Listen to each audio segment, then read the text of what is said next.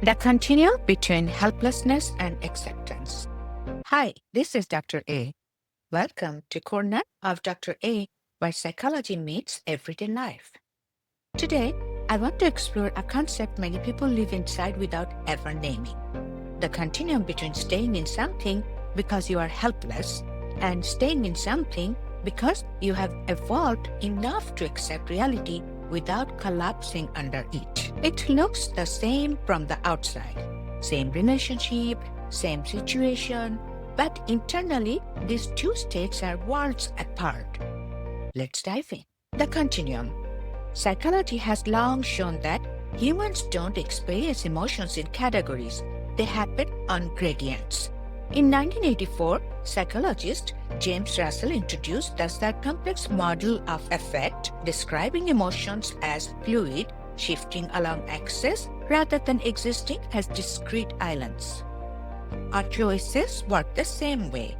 No one wakes up one day fully helpless, and no one wakes up fully enlightened. We slide back and forth on the continuum.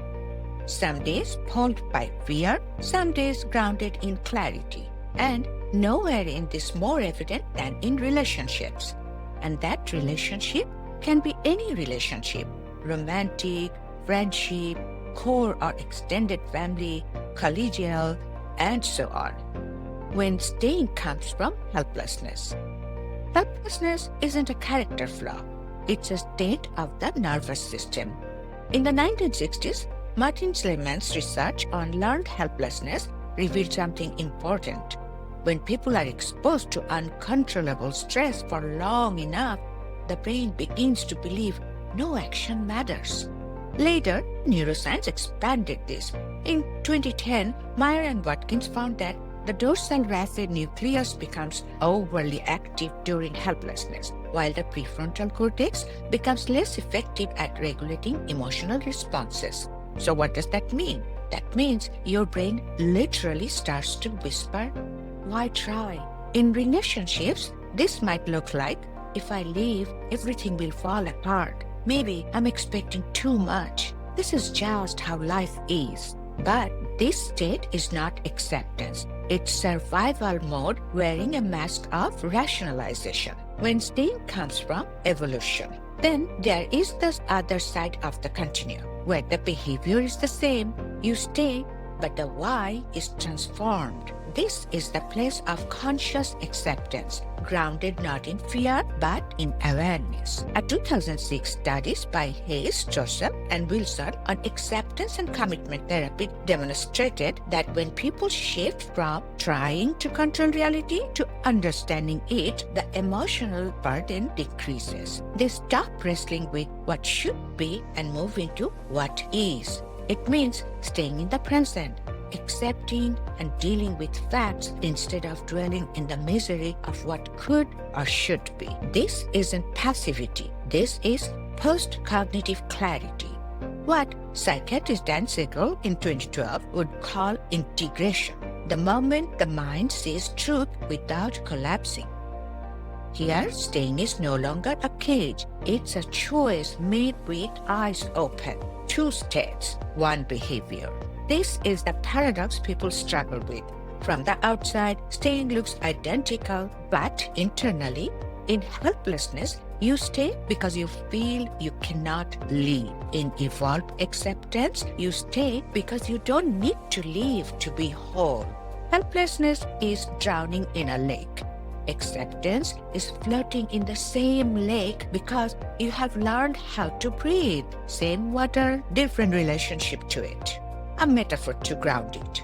Imagine your relationship is a house. In helplessness, the house is on fire. You are stuck inside, telling yourself it's not that hard because the door feels welded shut. In acceptance, the house might still be imperfect.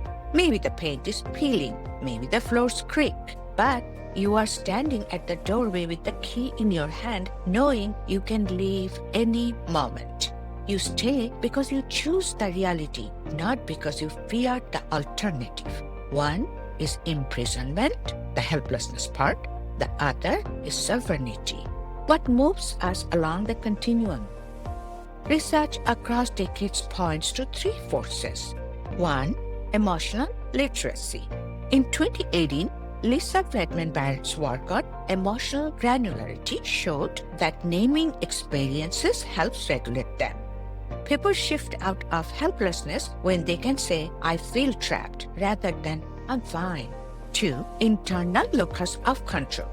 Julian Rutter's 1966 research revealed that when people believe they can influence their life, they take healthier actions inside difficult relationships. 3. Meaning-making. Viktor Frankl's 1959 work showed that the ability to create meaning allows individuals to transcend suffering rather than drown in it. Together, these forces allow people to move from I have no power to I see clearly and I choose.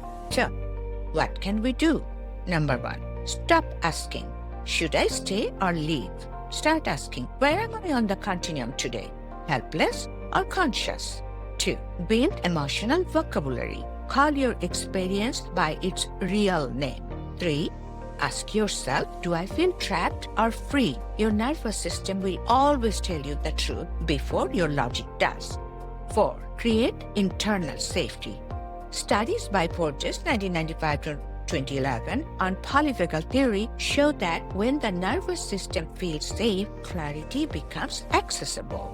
5. Give yourself permission. The permission to stay, the permission to leave, the permission to evolve without rushing.